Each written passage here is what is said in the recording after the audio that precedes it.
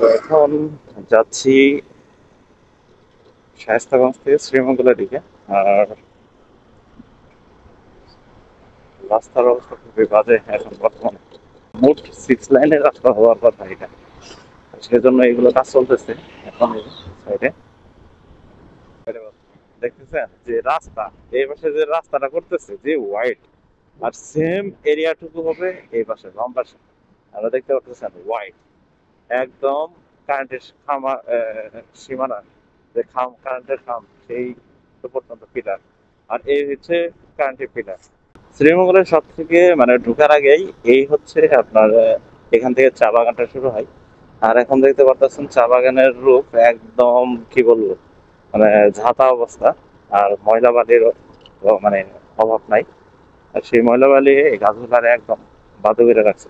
তবে বৃষ্টি হবে সিলেটের এদিকে, তখন এই গাছগুলা কিন্তু তার এই আগের পুরনো যৌবন ফিরে পাবে। আপনি যেদিকে তাকান সেদিকেই আপনার ওই চা গাছের যে সৌন্দর্য সবগুলো নষ্ট হয়ে গেছে। আর তার আরো আপনার নষ্ট দেখা যাইতেছে, কারণ কিসের জন্য? আপনার উপরের পাতাগুলো কেটে দিছে।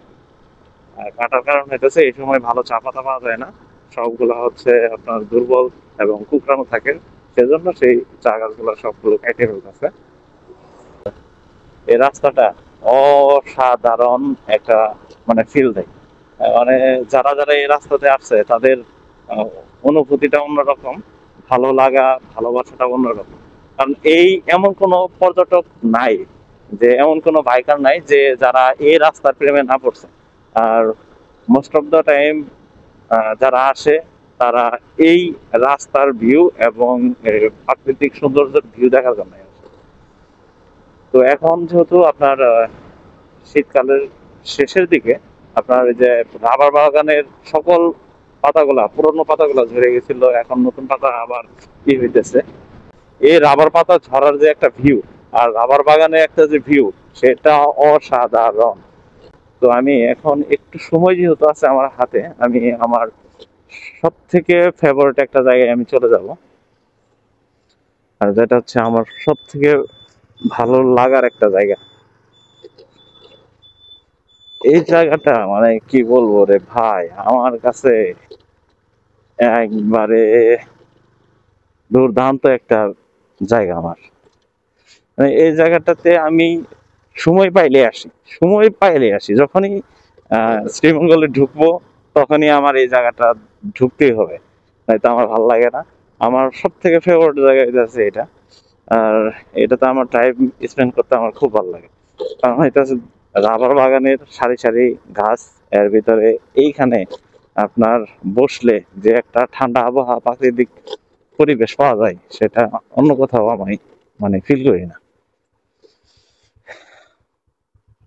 আর এইদিকে আসছে আপনার এটা নিয়ে আগেও একটা ভিডিও করছি। তো এখন এইদিকে চা পাতা ওই যে মানে পাতাগুলো সব পুরাই দিছে। এখানে ছোটখাটো একটা লেক আছে। বর্ষার মৌসুমে সব থেকে সুন্দর দেখা যায়। আর এই চা গাছগুলার একবারে কি বলবো, ন্যাংটা করে ফেলছে রে ভাই। তবে এই রাস্তাটা খাগড়াছড়ি বান্দরবন ওইগুলোর থেকে কোনো অংশের সৌন্দর্য মানে কম না। তো অপেক্ষায় আছি বর্ষার মৌসুমের জন্য। বর্ষার মৌসুমে আপনার ভিউটা অন্যরকম হয়ে যায়। আর এই পাহাড় পর্বতের ভিউ সবসময় এক এক সময় এক এক রকম। হচ্ছে আপনার গ্যাসপিট, রশিদপুর গ্যাসপিট বাংলাদেশের ভিতরে সর্বপ্রথম যেটা গ্যাস বাংলাদেশের ভিতরে গ্যাস উত্তোলন করা হয় এবং পাওয়া যায়, সেটা হচ্ছে সিলেটের হবিগঞ্জ জেলার বাহুবল থানার আপনার রশিদপুর গ্রামে গ্যাস ফিল্ডটা পাওয়া যায়। আর এখানে সুন্দর একটা জায়গা আছে আপনার এই কিছু লাইটিং এর ব্যবস্থা করছে। রাত্রের বেলা সব থেকে ভিউটা অনেক সুন্দর বেশি আসে। আপনার বাগানে বিলাসের ভিউ দেখছেন, এই বাড়িটার সৌন্দর্যটাই অন্যরকম বাড়াই দিচ্ছে। এইটুকু ছিল আপনার এরিয়া, হবিগঞ্জের এরিয়া। আর এইখান থেকে শুরু হচ্ছে শ্রীমঙ্গল এরিয়া। আর শ্রীমঙ্গলে ঢোকার আগে সর্বপ্রথম চায়ের দিয়ে স্বাগতম, ওয়েলকাম টু শ্রীমঙ্গল, এটা দিয়ে স্বাগতম জানাইতেছে। আপনার এখানে সাইনবোর্ড আছে, করতেছে আপনার পর্যটক আইতেছেন আপনার ফুলের ডালা দিয়ে বরণ করে নিতেছে, এরকম একটা জিনিস আগায় রাখছে এখানে। আর চায়ের কর্নারটা মানে এটা তো একবারে রং চা কর্নার। এখানে ছবি না উঠাইলে মনে হয় যারা পর্যটক আছে তাদের মনে হয় পেটের ব্যথা মরবে না। আর যারা ছবি উঠাইতে না পারছে তাদের মানে সব থেকে ব্যর্থতা হইতেছে এই জায়গায় ছবি উঠাইতে পারে নাই, এটাই। আর রাস্তাটা দেখেন মানে অটো আপনার জন্য গাড়ি মানে আপনার ব্যালেন্স, আপনি যতই মানে হয়ে থাকেন মানে আপনি রাইড করতে হবে না, মানে অটোমেটিকলি গাড়ি আপনার এই যে দেখেন অটোমেটিকলি গাড়ি আমার মানে আমার এরিয়াতে মানে সরি আমার লাইনে নিয়ে আসতেছে। আরেকটা হচ্ছে সব থেকে সৌন্দর্য হচ্ছে বর্ষাকাল। শ্রীনগরে বর্ষাকাল হইতেছে আপনার মনে করেন না একদম এটা কি বলবো মানে শ্রীমঙ্গলের যৌবন। এটা শুধু শ্রীমঙ্গলে না যে কোনো জায়গার যৌবন, তবে শ্রীমঙ্গলের যৌবন মানে শ্রীমঙ্গলের প্রকৃতির যৌবন এটা মানে সব থেকে বেশি, এটা আমি ব্যক্তিগতভাবে যেটা বলি আর কি। পলাশ ফুল, ও শিট, দুর্দান্ত একটা ফুল পলাশ। এই যে যারা আসতেছে তারা সবাই বাইকার আসতেছে, তারা সবাই এখানে ট্যুর দিয়ে যাইতেছে। ওরে স্পট আসছে, কয়েকজন স্পট আসছে এরকম কিছু কিছু ট্যুর ভাইদেরকে দেখলে ভালো লাগে আসলে, তারা খুব মানে করে আসে সবাই মিলে এক জায়গায় ঘুরতে আসলে অন্যরকম একটা ভালো লাগে। এর আগে আমরা কয়েকজন বন্ধুরা বেরিয়েছিলাম, তো এখন ওদের সময় নাই। এখন ভাবতেছি কোথাও যাইতে হলে নাকি একাই একাই নিজেকে রাইড করে যাইতে হয়। মানে কি ব্যাপার আজকে তো জ্যাম কেন? আগে অ্যাক্সিডেন্ট হয়েছে কোনো কোনোটার সাথে কোনটা, কোনটারে কোনটা টেনে নিতেছে? এটারে কি ওইটা টানতেছে না ওটারে এটা টানতেছে?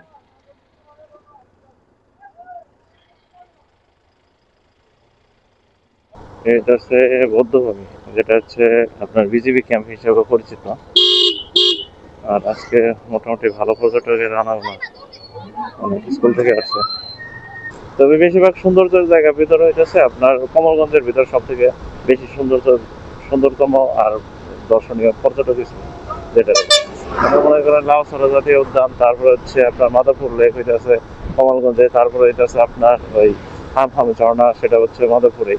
তারপরে আপনার একটা আছে মার্তিঙ্গা চা বাগান ওইদিকে, সেটা হইতেছে আপনার কমলগঞ্জের ভিতরে। মানে মোট কথা হইতেছে শ্রীমঙ্গলের নামে আর সকল কাজে এবং সুন্দরতম দৃশ্যটা বহন করতেছে আপনার কমলগঞ্জের থানায়। এখন এই কয়েকটা কিছুদিনে আপাতত আপনার চলবে, সামনে তো রমজান মাস এসে পড়তেছে, 1 তারিখ বা 2 তারিখ থেকে রোজা রাখা শুরু হবে। এর জন্য এখন যারা যারা ট্যুরে প্ল্যান করতেছেন তারা অতি তাড়াতাড়ি এখন ট্যুর দিয়ে ফেলেন।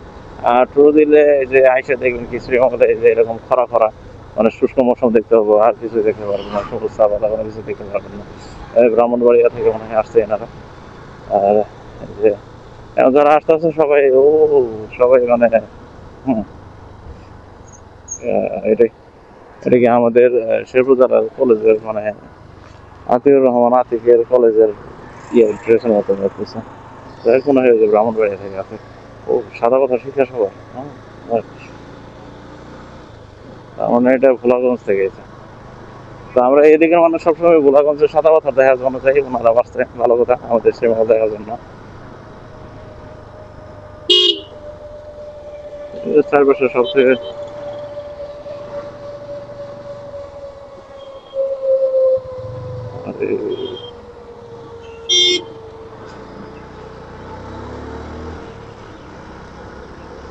সবাই চান্দের দেশ উঠে মানে পিকনিক খাইতেছে এখানে, যাক ভালো।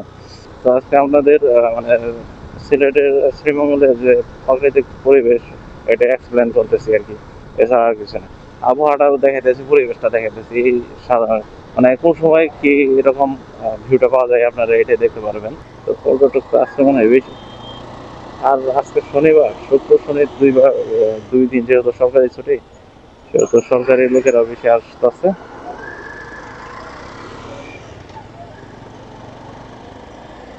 200 টাকা ঘন্টা আপনার এই বাইকগুলো দিতেছে এখন।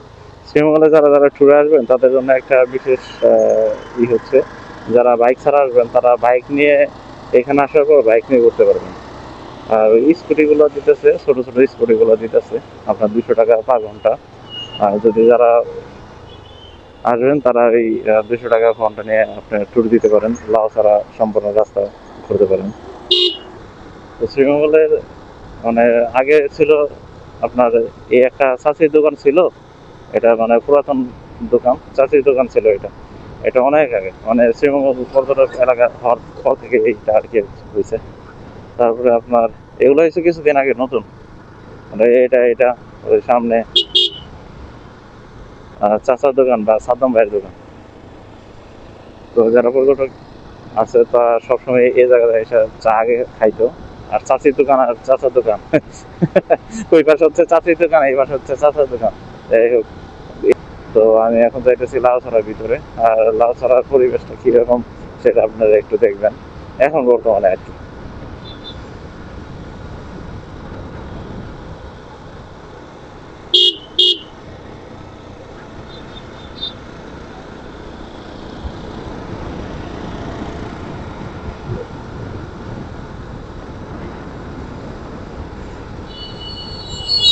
তো লাউছড়ার ভিতরে ঢোকার প্রবেশ করার মাত্রই মনে হবে যে আপনি যদি গরমের সময় থাকে আপনি মনে হয় গরম আবহাওয়া থেকে একদম ডাইরেক্ট ডিপ ফ্রিজে ঢুকলেন, এরকম একটা পরিবেশ থাকে।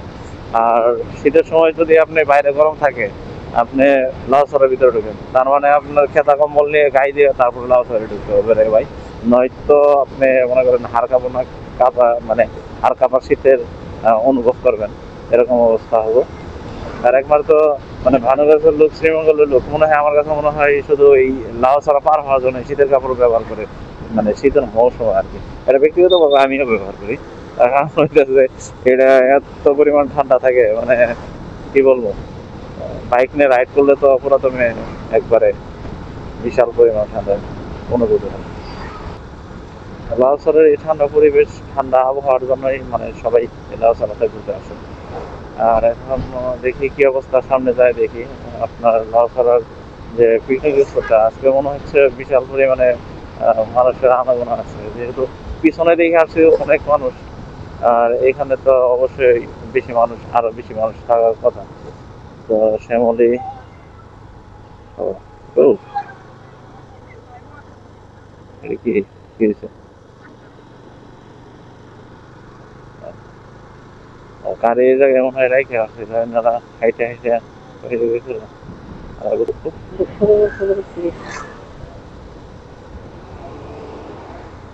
তো ওনারা ওনার স্কুল টুরটা মনে হয় আসছিল।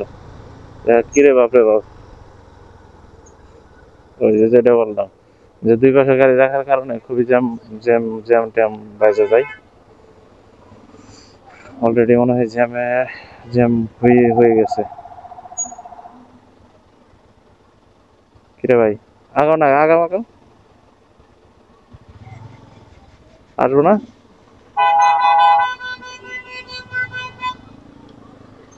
আমি তো এদিক দিয়ে যাইতে পারতাম।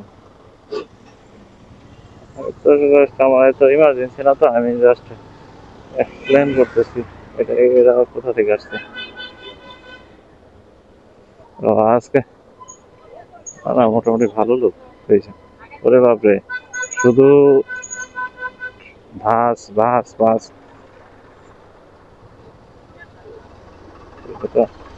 জায়গা পুলিশের ট্রাফিকের দায়িত্ব না নিলে পুরা মানে এদিকে হজবরল অবস্থা হয়ে যেত। প্রচুর মানুষ আসছে তো আজকে, হ্যাঁ